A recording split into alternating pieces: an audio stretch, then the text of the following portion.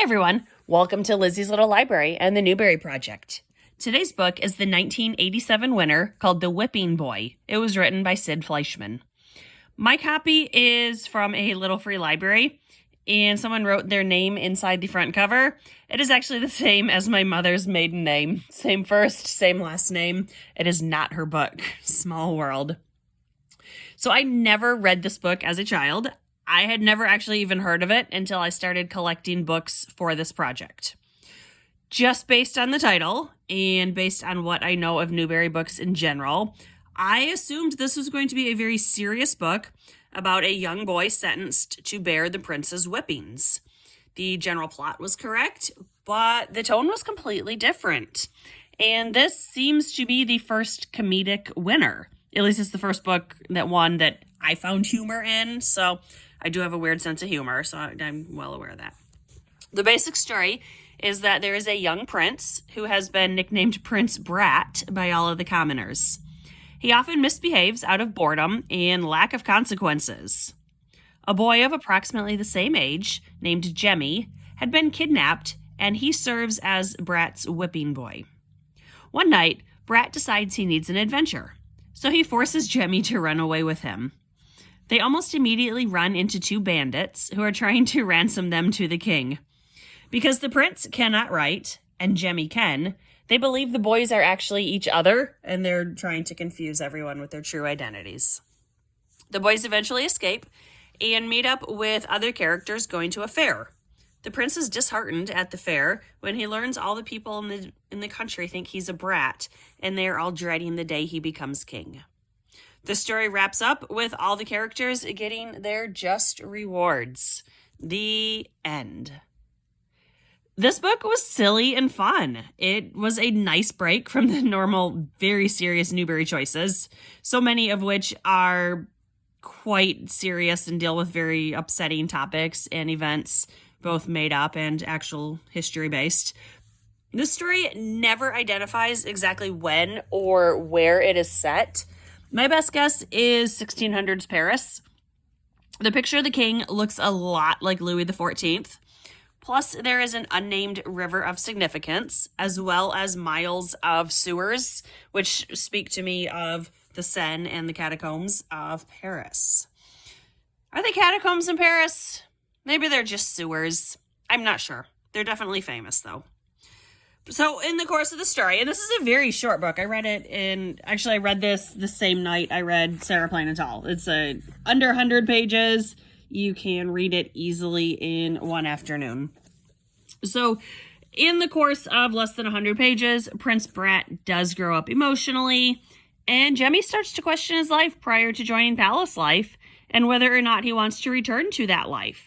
For instance, he starts to think maybe he doesn't want to go back to catching rats. Overall, however, there is not a ton of character development. The focus is more on the antics and the slapstick comedy aspect, so some readers might not love that.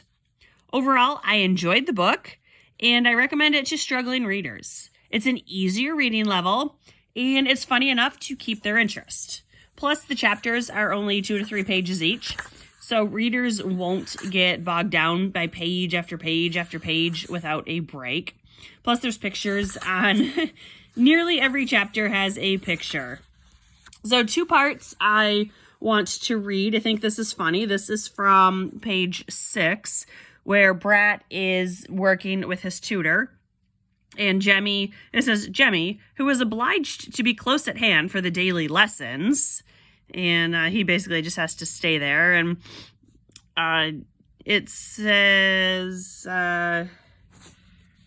You contrary rascal, the prince exploded. I'm on to you, Jemmy from the streets. So on and so forth. So the prince basically says, sorry, should have actually started on page 5. It says page 5. The tutor, Master Peckwith, was a round-faced man with fat cheeks. He pointed his switch at the prince. You fiddle-faddled scholar, he bellowed. One day you'll be king, and you still don't know the alphabet from pig tracks. The prince snapped his fingers. I can always get someone to read for me. You can't so much as write your name. Pish posh. I can get someone to write my name for me. And the tutor's cheeks swelling with anger almost unhorsed the small spectacle saddling his nose. It would be easier to educate a boiled cabbage. Then it goes on at the end of the chapter. And so it went for more than a year. The prince learned nothing. The whipping boy learned to read, write, and do sums. So I thought that was kind of funny. And then on page 62, I definitely like Jemmy's character of taking advantage of the situations that he finds himself in and working them to his advantage. Along the way to the fair, they meet up with a girl named Betsy and her bear Petunia who dances. And this is the last chapter of page 62. The brat is inside the carriage and Jemmy is outside with the driver. And it says, they reached the city without further incident, except for being stopped by soldiers. The king's men were clearly looking for the vanished prince.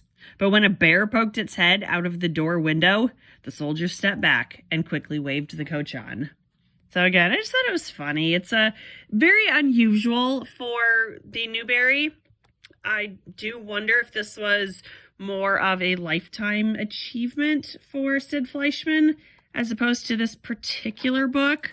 Although, I mean, I did like it, so I'm not questioning. I don't think it was a bad choice. It's just a little unusual and against the grain for what they generally go for. So I'm looking up what were the honor books that year. The honors were called A Fine White Dust by Cynthia Rylant, On My Honor by Marion Bauer, and Volcano, The Eruption and Healing of Mount St. Helens by Patricia Lauber. So I have not read any of those. I can't really speak to, was this one more or less worthy than those? I liked it. I do recommend it for all readers. It's a nice, fun, lighthearted book. And it has just enough history that we know it's based on actual history, even though this particular story is not true. So this was Sid Fleischman with The Whipping Boy. Thanks for watching. See you soon. Bye.